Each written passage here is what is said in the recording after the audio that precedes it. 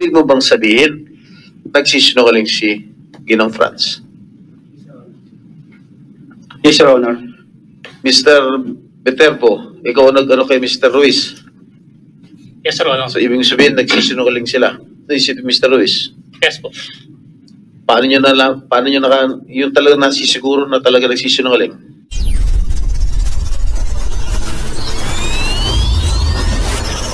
Well, may bago naman tayo pag-uusapan mga idol tungkol kung paano nga ba gumagana ang machine polygraph test sa tao. Pero bago ang lahat, kung bago ka pa lang sa aming munting channel, ay huwag mo naman kalimutan mag-subscribe at pakihit na rin sa notification bell sa all para lagi tayo updated sa mga bago nating i-upload tulad nito. Maraming salamat po. Ito nga yan kung paano nga ba pinaliwanag ng mga eksperto ng machine polygraph test kung paano nga ba ito gumagana sa tao o paano nga ba masasabi natin nagsasabi siya ng totoo o hindi. So we now go to the other resource persons here present. Darating pa ba si Senator Estrada? Bababa na. We now go to the, hintayin natin siya. What's the pleasure of Senator Tulfo? Din kasi sana kung meron pa akong mga ibang atin na mga meeting. Sige, habang bababa siya, sa NBI lang siguro. Yung sa, so, i-lay down lang natin ito. Council, you are aware of, as well as Commission on Human Rights is here. Attorney Canapi, you're aware that in our jurisdiction, as well as in other jurisdictions as well, the results of a lie detector test or a polygraph test, while not conclusive, as held in Philippine Savings Bank versus Hazel T. This is the recent Supreme Court decision, June 15, 2020 in GR 202-0049, penned by Justice Reyes, and I quote a portion. While the court held that the results of a polygraph test cannot be offered in evidence to prove the guilt or innocence of an accused in a crime, it does not mean that it has no weight at all. Unlike in criminal cases where the prosecution is required to establish proof beyond reasonable doubt, the burden of proof needed in labor cases, marami tayong double sa labor cases, is merely substantial evidence. Section 5, Rule 133 of the Rules of Court defines substantial evidence as that amount, quote-unquote, of relevant evidence which a reasonable mind might accept as adequate to justify a conclusion, unquote. Thus, the results of a polygraph test may be used in conjunction with other corroborative evidence to prove an allegation made by a party to a case. In this case, hindi ko na siguro dapat ikaw dyan. Ibig sabihin po nito, bagamat hindi kagad determinative ang resulta ng polygraph test, ito po ay nakakatulong sa pag-determine kung nagsasabi talaga ng totoo o hindi. At kailangan din, makakatulong din po ito sa mga administrative cases, labor cases, etc. etc. Sa ngayon po sa Supreme Court ng ating bansa. While not admissible, it is important to understand that polygraph results are not admissible as evidence in most courts of law, as they are sometimes considered unreliable. But someone's honesty or credibility can be determined by other investigative techniques, and that include a lie detector test. Noong nakaraang hearing, pumayag po sa motion ni Senator Estrada at Senator Tulfo at pinayagan po ng committee ito na magtawagin ng NBI, at nagpapasalamat tayo, nandito sila, ang Chief ng Polygraph Division, ang Assistant Director ng NBI, na mag-conduct ng polygraph examination. At voluntarily, sa tulong ng abogado rin, pumayag ang Ruiz couple na sila ay hindi kayo pinilit na pumayag mag-undergo ng polygraph test. Ganun din si Mark Toroma, si John Patrick Sambahon ay sumailalim sa polygraph examination. For the record, pagkatapos po ng hearing, inabot po ng halos alas 6 na ng gabi natapos yung polygraph test. At sa parte naman po ni Mrs. Ruiz, ito po ay ginawa kinabukasan dahil ang payo ng doktor ay wag muna dahil tumaas ang kanyang presyon. At kayo po ay pinainom muna ng gamot Mrs. Ruiz. Tama po ba? At kinabukasan pa kayo sumailalim sa lie detector test, kasama po ang inyong asawa. Bago mo magtanong yung mga kasamahan ko, gusto ko lang i-establish ito. Sino po si Director Papa? Yes, pakita. Doktor din po kayo. Si Eddie Vitero, polygraph examiner, at si John Ferran. Kayo po ang nag-conduct ng polygraph examination. Pwede po, sino po ang pinaka-senior sa inyo? Mr. Ferran, kayo po ba ay kwalipikado sa field of polygraphy? At gano'ng katagal na kayo nagiging polygraph examiner sa NBI? I was almost 9 years in being polygraph examiner. The provision of the lie detector result. This is polygraph report 2023-046-C, signed by John Greg Ferran, polygraph examiner, and reviewed and approved by Mr. Basilio, and approved by Assistant Director Romel Papa. Ang nakalagay po dito, and then before that, yung pong abogado nyo nandun nung first attempt ng polygraph. Wala po, Your Honor. And then nakadalawang attempt yun eh. Di ba? Yung una, yung masama pakaramdam o kinabukasan. Wala. Yung una, wala rin. Wala po. So, tatanungin ko ngayon, ang NBI, ano pong ibig sabihin ng indicative of deceptions? Who can answer this? How do you explain this in layman's language? So yung ibig sabihin po, Your Sa Honor, Tagalog, oh. ang ibig pong sabihin, nagsisinungaling po yung subject nung ibigay po yung mga tanong na nabanggit po sa report. Ano ba yung tanong? Kung ikaw na magbasa? O So dito po, Your Honor, sa polygraph test ni Franelyn Ruiz, yung mga tinanong po sa kanya na nagsisinungaling siya ay ito po. Totoo bang lahat ang mga akusasyon o paratang laban sa iyo ni Ate LV Vergara? sagot? Ang sagot po niya ay hindi po, pero meron po siya ditong deceptive reaction. Yung pangalawa, Okay, ikaw ano ba yung- mismo? Mabalik ko lang sa tanong ni Senator, with the permission of the Chair, mabalik ko lang sa tanong ni Senator Francis. Ano ibig sabihin nung indicative of deception? Ano naging reaction niya nung tinanong mo siya? Nagkaroon po, sa polygraph tracing segment po kasi, Your Honor, pero po isa lang 4 na klase ng tracing segment. Isa po yung average tracing segment, yung sunod po ay reaction tracing, pangatlo po ay relief tracing, at saka yung pang-apat po ay distortion tracing. Pagka po ang subject ay nagsasabi ng totoo, usually po makikita doon yung tinatawag na average tracing. Average Yes po. tracing. Yes po, ang ibig po Alright. sabihin nito, ito po yung kanyang normal na tracing segment. Na kung saan, Nagre-reflect ba yan sa ano niya? yes po, sa equipment? chart paper, yes po. Alright. So pagka nagsisinungaling po yung subject, lumalabas po dito yung tinatawag na reaction tracing. Sa Yung- layman terms po, reaction tracing po. Yung sa layman terms po, ito po yung nagde-deviate po yung tracing segment from yung average tracing po, nagde-deviate po kung anong classic pattern po yung lumalabas. Nababago po, yung sinasabi kong average tracing po yung normal, nababago po yan. At the time na ibinigay yung tinatawag na relevant question. So, pag nagsinungaling, kuha ka agad. Yes po. O, ito, nagtanong ako kanina kung nandun yung abogado ng first night eh. Eh, sabi nyo, wala. Ito, sinasabi ni Atty. Mortel, nandun ka raw, Atty. Arugay.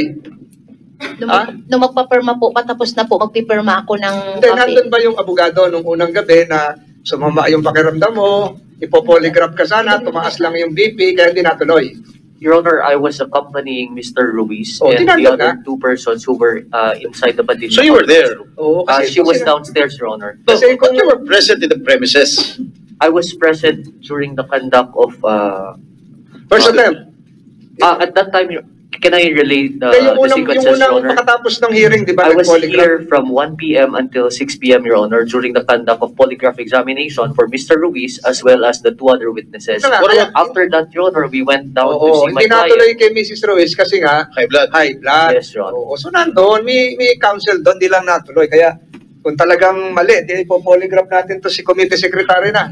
Ito na yung nalilil lang tayo, naliliis. So, They were together all that time, Your Honor. Oh, Me and nandun ka? Attorney Mortel. What about the second attempt dito sa pag-polygraph test kay Mrs. Franz? Were you there? Were you present? At the time that I arrived, Your Honor, they were already inside the room downstairs, Your Honor, and there was already machine that was attached to my client. Did you enter the room? At that time, Your Honor, I entered the room for purposes of counseling her with respect to the You were document there. that the NBI was asking her to sign. You were After that, Your Honor, I was- Ay, abogado naman pala Ito eh. naman si... Hanggang ngayon pa ba? Hanggang ngayon, Abogado.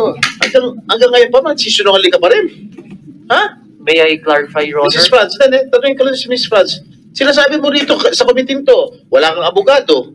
Nung kinundak yung polygraph test sa iyo, wala nandun si attorney. Your Honor, Mr. Chair, nung pagsimula po namin wala si attorney, nagpapirma lang po siya, Your Honor, and Mr. Chair, saglit lang po siyang oras, umalis din po agad. Ay, hindi ka na kasalanan na umalis yung abogado mo. Basta nandun yung abogado mo. He was the one Nakita niya Nakita niya na- alam niya na mayroong polygraph undergoing examination. polygraph test. Oh. Hanggang ngayon, sinungaling ka pa rin. She is nodding her head. So, Senator Estrada, you can proceed with Alright. your questioning. Okay, sa NBI, okay. Nung kinunan mo ng who conducted the polygraph tests dito sa mag-asawa? Yung sa babae po, Your Honor, si Greg Peran po Sa yung babae? nagtatak ng... Sa lalaki? Ako po yun. Alright. Nung kinunan mo ng polygraph test to si Mr. Ruiz, pwede mo nga ilarawan yung kanyang disposition? Kalmado ba siya? Ninenervyos ba siya? So, nung kinunan po, Your Honor, ng polygraph examination si Mr. Ruiz, kalmado naman po siya, tsaka cooperative po. Cooperative? Yes. Okay. Ikaw naman, Mr. Ferran? Yes, you, Your Honor. you conducted the polygraph test to Mrs. Franz. Am I right? Yes, Your Honor. Kumusta naman yung disposition niya? Nervous ba? Kalmado ba? O stress siya? O whatever? Nung una po kasi, Your Honor, is hesitant po siya kasi nga yung counsel niya at that time is may inasikaso po mga documents. So, sinasabi niya na kung okay lang daw na antayin niya yung counsel niya at that time. Pero Ano? sinabi niya po, Your Honor, na antayin niya daw muna po yung counsel niya at that time. Did you wait for the lawyer? Si Atty. Morton lang po nag-confirm na sumasang-ayon naman po yung counsel nila na i-undergo po ng polygraph examination si Miss Franz. But Mrs. Franz. did the lawyer witness the conduct of the polygraph test? Yes, Your Honor. Kasi alam po niya Was naman na there? Itong si Atty. Ruge was there? Present there? na-inform po sa ni Atty. Mortel. At the same time, nagsabi lang sa na may asikason po mga document. Pero nag-confirm naman sa na okay lang naman po na i-undergo po namin ng polygraph examination that time po, Your Honor. No. Was he physically present? Yes, Your Honor. During? During actual examination, no po, Your Honor. But ang sabi ni Atty. Ruge, pumasok to siya sa kwarto. Opo, Your Honor, pumasok po sa. Pero, Did you see him enter the room? yes, Your Honor. What did he do? Did he witness it? May pinasay na lang po sa Your Honor ng mga documents kay Miss And then he Franz. left? And he left po, Your Honor. So without witnessing it? Yes, Your Honor, but before I conduct examination, Your Honor, nagpapirma po kami ng consent or pahintulot po kay Miss Franz na pahintulot po para i-undergo po sa ng polygraph examination that time po. Okay. So ibig sabihin dito sa resulta mo, Franelyn Ruiz polygraphs indicated to the examiner that responses indicative of deceptions occurred at the following relevant questions, etc., etc. Napaliwanag mo sa amin kay Senator Tolentino ano ibig sabihin yung ng indicative of deception. So ibig mo bang sabihin nagsisinungaling si Ginang Franz? Yes, Your Honor. Mr. Viterbo, ikaw nag-ano kay Mr. Ruiz. Yes, Your Honor. So ibig sabihin nagsisinungaling sila. Naisip Mr. Ruiz. Yes po. Paano nyo yung talaga nasisiguro na talaga nagsisinungaling? During the actual examination kasi, Your Honor, we conducted 3 series of the polygraph examination upon the subject. As ganun po rin kasi yung procedure sa paggamit ng computerized polygraph system, dapat po 3 series. So, after po ng 3 series na yon, tinignan po namin results, consistent po yung kanyang reaction doon sa tanong na ibinigay ko sa kanyang during the actual test. Consistent denial. Yes po, consistent po na nagsisinungaling siya doon sa... Consistent nagsisinungaling. Yes. Pero ang sagot ni Pablo, ang tanong mo, nakita mo ba o nakaharap ka ba nung nasaktan o minaltrato ni Franz si LV, mula nang siya ay namasukan ng magtrabaho sa inyo noong August 11, 2019? Ang sagot niya, hindi po. Second question, yung bang tinatago, pinagtatakpan ng ginawang pananakit o pagmamaltrato ni Franz kay LV? Ang sagot niya, hindi po. So, paano mo nalaman na nagsisinungaling? So, kasi nga po yung sa result na record po ng computerized polygraph system po natin. Di ba? Minsan, tumataas yata yung blood, yung presyon. Is that an indication na nagsisinungaling? Hindi naman. Hindi po. At the time po kasi, Your Honor, na nakita namin, tumataas po yung BP niya, hindi po namin tutuloy yung polygraph examination. Dahil hindi po siya suited for Okay, the actual test. kasi layman lang kami, hindi namin alam. We are not familiar with this lie detector test or this polygraph test. What are the indications para malaman, for us to know that the subject is lying? Aside from what you said, ano pa bang indications meron that are present? So, nakadepende po kasi kami, Your Honor, doon po sa nire-record po ng instrumento. Kung ano po yung lumalabas po sa instrumento, doon po kami nagbibigay po ng conclusion. You want to add, Mr. Ferran? Sige. Assistant Director. Dr. To make it simple, ang beauty ng polygraph is there are certain things that we cannot control. Physiologic ang term, pero sa Tagalog, heart rate, breathing, blood pressure. Ito yung mga bagay na hindi natin kayang i-control. Yeah, will it reflect in the machine? Yes, Machine ayun yung sinasabi niya. Ayun, kasi masyadong masyadong malalim yung technical. masyadong yung mga terms mo, hindi namin naintindihan eh. Yung series, sinasabi niya, nagtatanong tayo ng mga tanong na alam natin na tama. Anong pangalan mo? Anong birthday mo? So nakikita yung, natitrace, nakikita yung Malalaman tracing. kung ninenervyos ka. Yes. Ayun. However, pag gusto mong magsinungaling o pag nagsisinungaling ka, hindi mo makokontrol ang cardiac rate mo, ang breathing, Correct. ang respiration. So, yun ang beauty ng machine. Yun ang Kaya nga, pinupunto ko. to simplify it, masyadong Kumbaga patatayin. sa, To simplify lang. sa law, masyadong Latin ang sinasabi mo, hindi namin maintindihan. Sige, i-simplify mo, Dr. Papa. Kaya paulit-ulit itong tinatanong. Binanggit nila kanina, 3 series. Tinitingnan natin yung consistency, yung bang tracing ng heart rate mo, respiration, cardiac rate, blood pressure, consistent. Titignan doon, nakikita kung ano yung parte na nagkakaspike. So pag nagkakaspike, chances of lying is higher. Okay. In their case, siguro these two gentlemen may answer kasi sila nag-conduct ng examen. In their case, nag-spike ba yung kanilang heart rate, blood pressure? Yes, Your Honor. Sino sa kanila? Both of them? Both of them po. Nag-spike yung heart rate? So that is an indication na nagsisinungaling sila. Is that the only indication? Senator Estrada, before you answer, siguro, in the interest again of fairness, nakikinig ang human rights, ano yung possible impact ng anxiety, high blood pressure, stress, kung mag-undergo ka ng polygraph? Mag-spike ba o normal lang? Kasi may doktor naman kasama dito, di ba? Meron bang magiging influence yung mataas ang BP mo? Kaysa kung normal ka lang, relax ka, kung mataas ang pressure, blood pressure mo, baka lumabas ka sinungaling. Meron ba ganun yan? Sir, that's precisely the reason why we get baseline vital signs bago natin i-test. And that was the reason why in the initial test, there was no test done because mataas ang BP niya. But I totally agree with you na high blood pressure, anxiety can cause it. So that's the reason why at the start, meron tayong mga standard questions. So pinahinga muna siya. Pinagpahinga siya. Pinatulog muna siya nung gabi, kinabukasan Nung siya. time na yun, sir, yes. So nung binipi siya, okay na yung BP niya. I would presume. I wasn't there, Your Honor, sorry. So the following day, Your Honor, nung bago namin in-examine si Ms. Ruiz, pinabiti po muna namin. At the same time, yung result po is normal na. Normal. Yes po. Okay, doktor ng Senado yon. Yes po. So normal siya, kaya tinuloy niya yung polygraph. Yung BP niya po that time is 120/71 po. So okay yun. BP ng teenager yun. Di ba? So relax siya. So that can result into the accuracy of the test. So, ang tinatanong lagi pag may polygraph, yung mga countermeasures. Paano magiging Are there countermeasures to detect any false results, or meron bang ginawang ganon?